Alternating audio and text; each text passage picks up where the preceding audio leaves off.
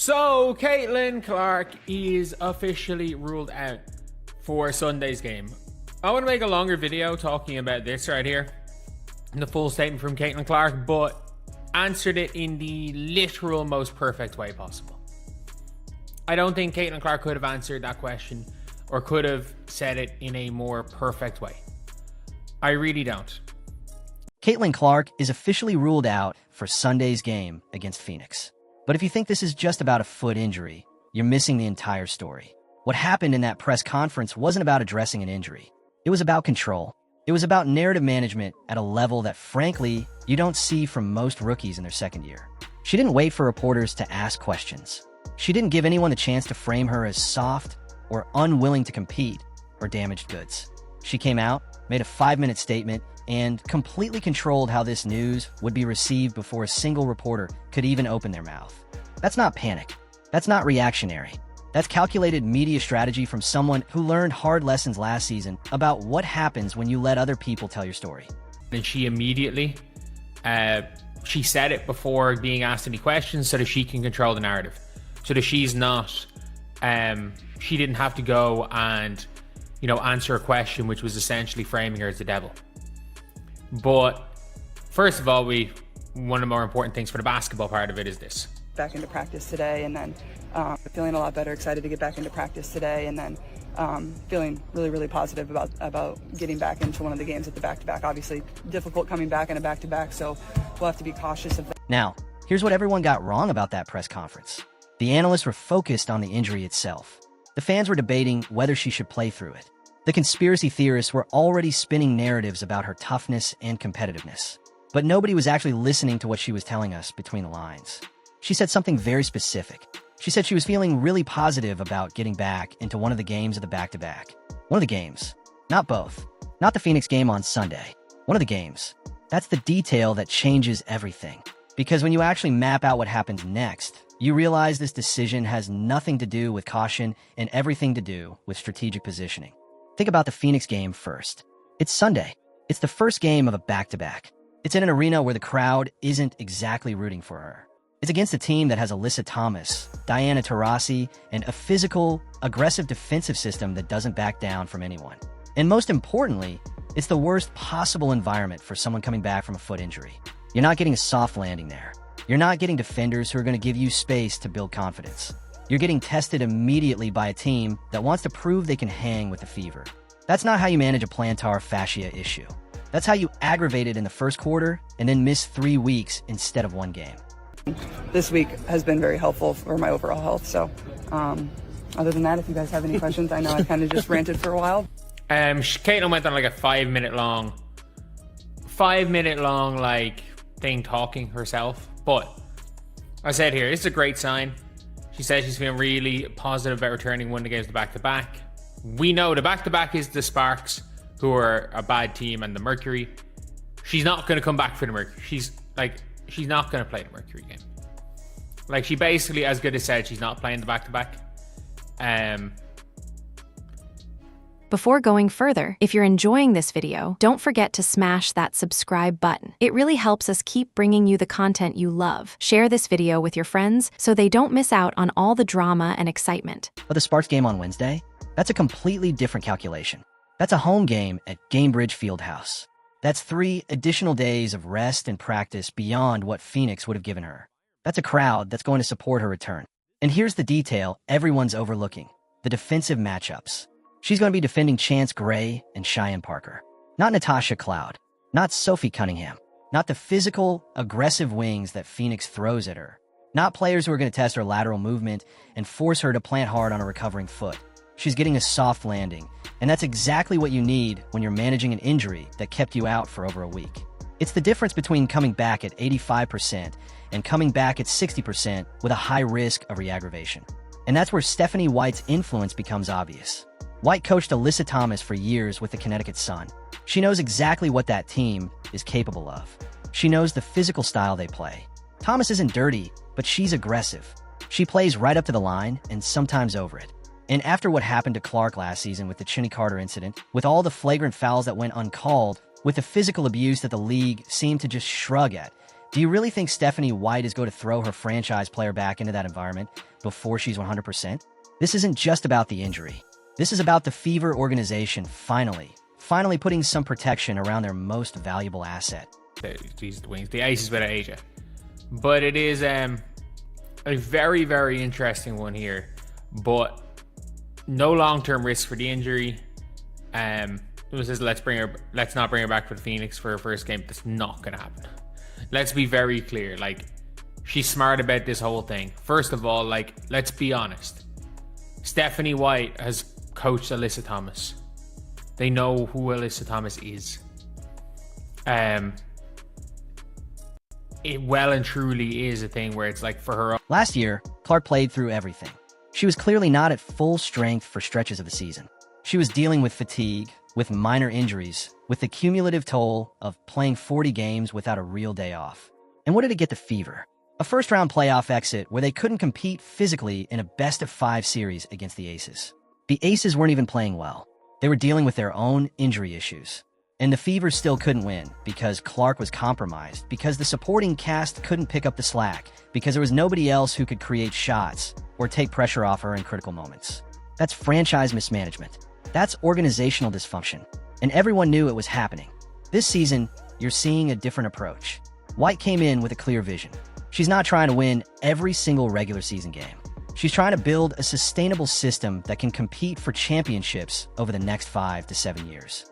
And part of that vision is treating Caitlin Clark like the generational talent she is, which means not running her into the ground in June when the games that matter happen in September. The decision to sit her against Phoenix while targeting the Sparks game for her return tells you everything about how this organization is thinking right now. They're not reacting emotionally to one injury. They're planning strategically around the entire season arc. Let's address the elephant in the room. Ariel Atkins, maybe not. Ariel Atkins probably taking Kelsey Mitchell, and Erica Wheeler, and Jiyoung Park.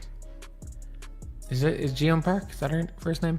But Park, like, she's gonna have piss take matchups. Like, she's just gonna be out there cooking. She could sleepwalk to 20 and 10. She could absolutely sleepwalk to 20 and 10. But that's the big thing. Is that what you kind of want? The only thing is, though, is that obviously, look, if Caitlin Clark is like, some people are going to say she's ducking Phoenix.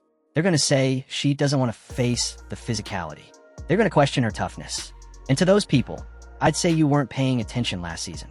This is the same player who took hit after hit from Chunni Carter and came back the next game. This is the same player who dealt with more physical abuse than any rookie in recent memory and never complained publicly. This is a competitor in every sense of the word. Her toughness isn't in question. What's in question is whether the organization is finally going to be smart about managing her workload and protecting her from unnecessary risk. And the answer appears to be yes. They're sitting her for Phoenix. They're bringing her back for the Sparks. And then they've got another back-to-back on Thursday and Sunday before the All-Star break. That's 4 games in 11 days if she plays all of them. That's manageable.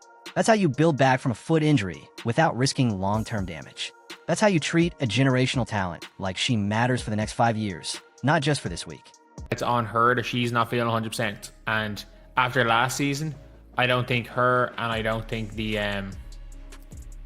Fever organization, I don't think both sides are going to want Caitlin to play unless she's 100%, because last year she played at 60-70% and the Fever were, I'm not gonna say they were worse with her because they weren't, but like, she had her worst season. And not only did she have her worst season, the Fever were just were kind of screwed in the playoffs, because let's be honest, like, you can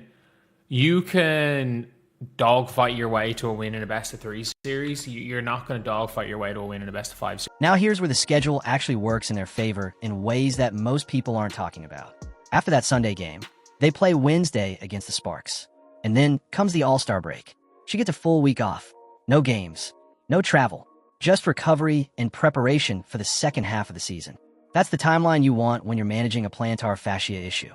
You don't rush back for 1 game, aggravate it, and then have to sit for 3 weeks.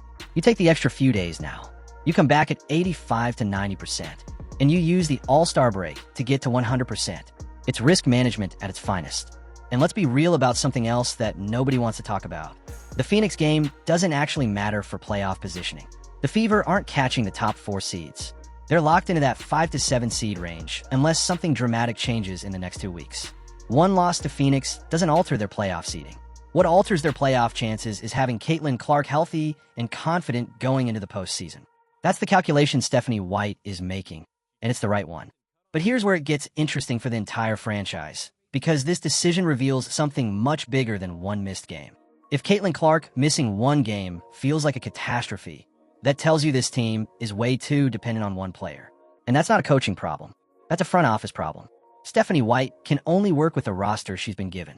If the supporting cast can't maintain competitive basketball for 40 minutes without Clark on the floor, that's a talent evaluation issue. That's a roster construction problem. Because, look, I'm going to be honest. The Fever are making the playoffs, but they're not going to be a high seed. They're just not.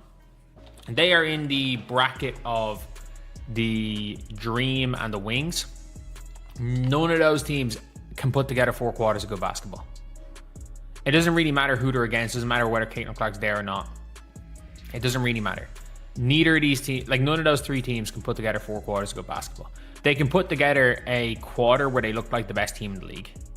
Look at how other elite teams are built. The Aces can survive stretches without Aya Wilson because they have multiple creators. They have Chelsea Gray running the offense. They have Kelsey Plum, who can take over in the 4th quarter. They have Jackie Young, who can defend everyone. The Liberty can weather Brianna Stewart's off nights because Sabrina Ionescu can take over and orchestrate the entire offense.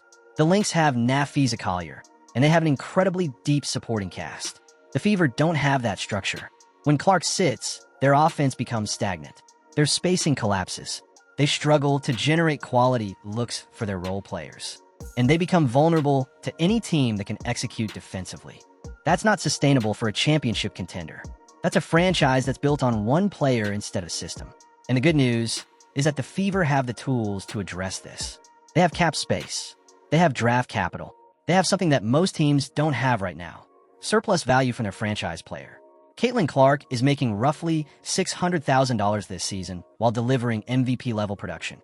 That gap between her salary and her actual value gives the Fever financial flexibility that most teams don't have. They can go out and sign a max-level free agent without completely blowing up their budget. They could take on salary in trades. They could be aggressive in ways that capped-out teams cannot afford to be. But here's the thing that front offices need to understand. That window only lasts for 4 years. After that, Clark gets her extension. The cap situation tightens. Roster construction becomes exponentially harder. So the question isn't whether the Fever should be cautious with this injury. Of course they should be. The question is whether they're going to use this season as a learning experience to actually build something sustainable, or whether they're going to waste Caitlin Clark's prime the way so many franchises have wasted generational talents before. Think about what the Fever need. They need a legitimate second option who can create her own shot and take pressure off Clark.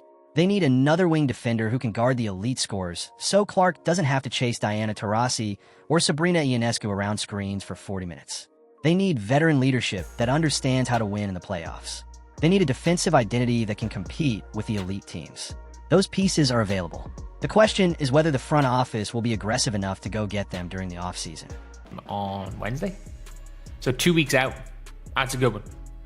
2 weeks out, come back for the Wednesday game, and then go and play on Saturday as well. Like, that's kind of what you want to see. Go play Wednesday, go play Saturday. And then I think is the following Wednesday or something that they play again. I just need to see their schedule. When are their games? So they play on Sunday. They play Sunday, then they play Wednesday, then they play Thursday, then they play Sunday. And then they play Wednesday. So, like, playing 2 games, When you actually break down the Fever's current roster, the talent gap between Clark and everyone else is massive. Kelsey Mitchell is a capable scoring option, but she's not a creator. She can't run offense through herself. Erica Wheeler is a solid role player, but she's not an all-star level talent. The Wings don't have elite defenders. The bench rotation has holes. Compare that to the Aces, and you see the difference immediately. Aya Wilson is their best player, but the supporting cast is championship level. That's what the Fever need to build toward. Now let's talk about what happens when Caitlin Clark does come back against the Sparks on Wednesday, because this is crucial for understanding how the organization is managing her return. The Sparks are a team that's struggling defensively. They don't have the personnel to really bother her. Rae Burrell is their best perimeter defender, and she's not in the same stratosphere as the elite wing defenders in this league. Rikuna Williams is a rookie who's still learning defensive rotations at this level. The Sparks are going to try to speed the game up and turn it into a track meet, which actually plays into Clark's strengths perfectly. She can push the tempo. She can find shooters in transition. She doesn't have to grind through half-court sets against physical defenders. It's the perfect reentry game. She can play 25 to 28 minutes. She can get her rhythm back. She can test the foot in actual game situations without facing maximum defensive pressure. She can build confidence knowing that she's not going to get tested immediately by an elite team. And if the foot responds well, she plays both games in the back-to-back. If there's any soreness or concern, they can consider sitting one of them, and she still gets the all-star break to recover. It's asset protection at the highest level. But here's the deeper question that nobody's really asking, and it's important. What does this injury reveal about the team's consistency? Because the Fever are in this weird tier right now with the Dream and the Wings. All three teams can put together a quarter of basketball where they look like championship contenders. The problem is none of them can sustain it for 4 quarters consistently. The Dream will go on a 10-0 run and look absolutely unstoppable, and then they completely fall apart in the third quarter. The Wings can defend at an elite level for stretches, and then they give up backdoor cuts like they've never seen a zone defense before. And the Fever? When Clark is rolling and the role players are hitting shots, they can beat anyone. But when the offense stagnates and they have to grind out possessions in the half court, they don't have the physicality or the defensive consistency to win those games. That's a significant problem when it comes to playoff basketball. In the playoffs, you don't get to coast through quarters. You don't get to have 3-quarter efforts and still advance. You have to sustain excellence for 40 minutes. You have to execute on both ends of the floor, even when things aren't going smoothly. The Fever haven't shown they can do that consistently yet. And that's not a criticism of Caitlin Clark. It's just a statement about where the roster is right now. They're still developing their identity. They're still figuring out how to win without relying on Clark to outscore everyone. So when you actually look at the playoff picture, the Fever are making the postseason. That's not in question, but they're probably going to be a 5 to 7 seed. And frankly, that might not matter as much as people think because the top seeds aren't as dominant this year as they have been in previous seasons. There's genuine parity in this league. Multiple teams can win in the playoffs if they get hot. The Fever have that potential, but they also have limitations that they're going to have to address. Think about the difference between a high seed and a mid seed in the playoffs. A high seed usually has multiple all-stars. They have depth. They have defensive versatility. They can switch on almost every pick and roll. The mid seeds have to be more strategic. They have to play more perfect basketball. They have to execute at a higher level to beat a top seed in a 7-game series. The Fever are in that second category, and that means every game matters in a different way. It means health becomes even more critical. It means they can't afford to have Caitlin Clark compromised for any extended period. Which brings us back to why sitting out Phoenix is the right decision. It's not about avoiding a tough matchup. It's about maximizing the probability that Clark is at full strength when the games that actually matter arrive.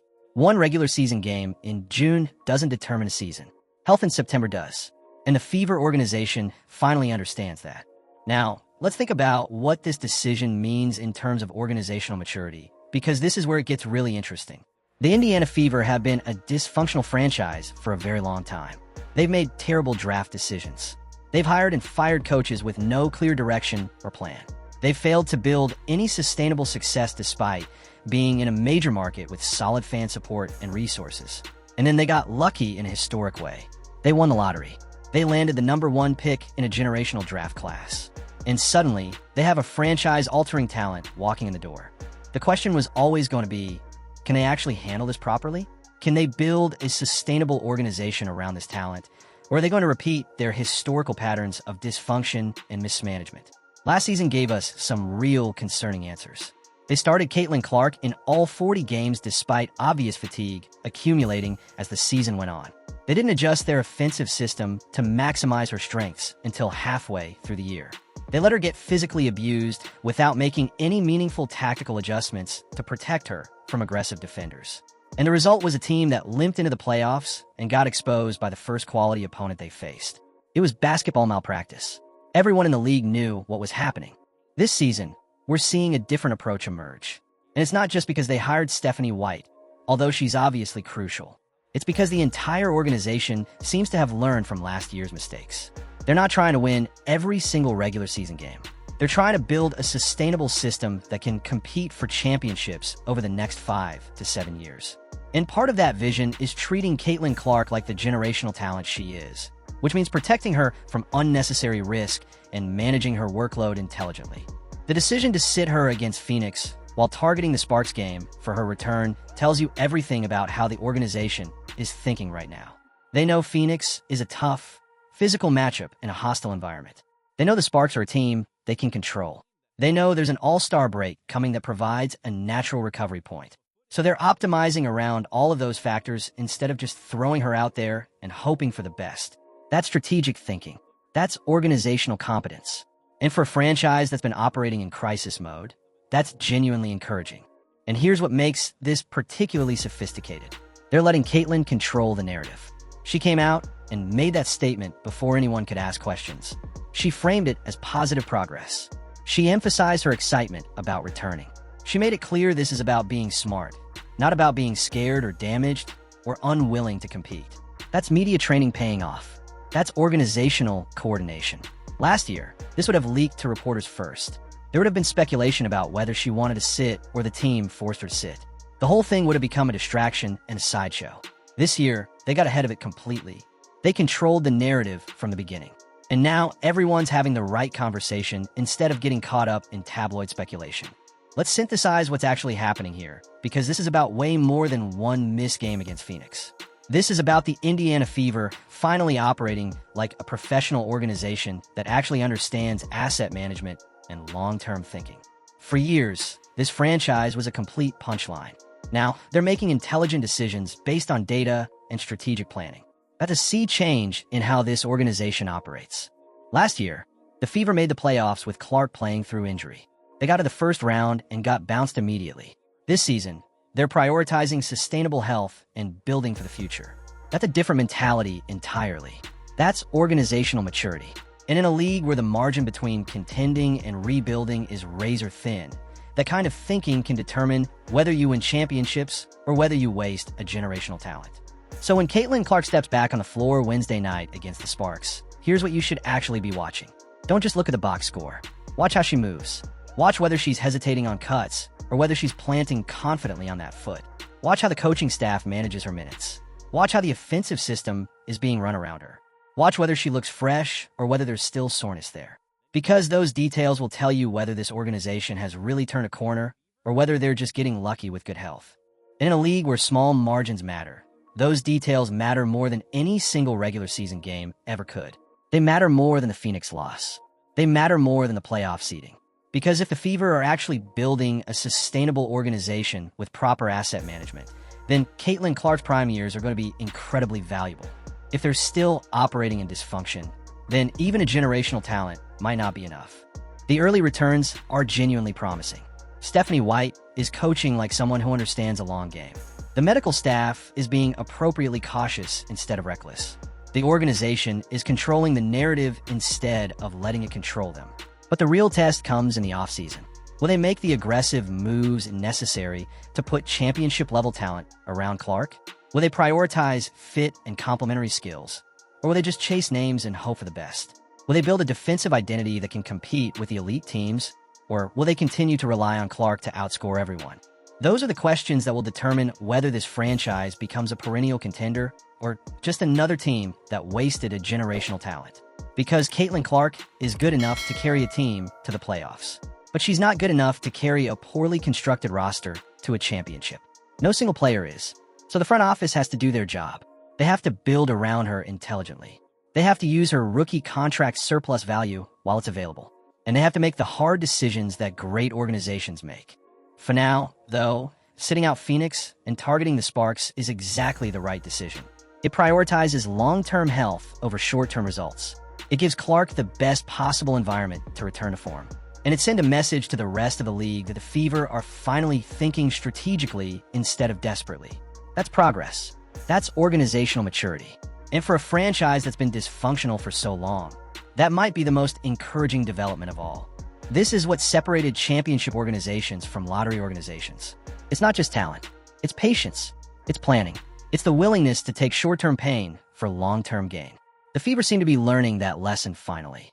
And if they keep making decisions like this one, maybe, just maybe, they'll actually build something special around Caitlin Clark instead of wasting her.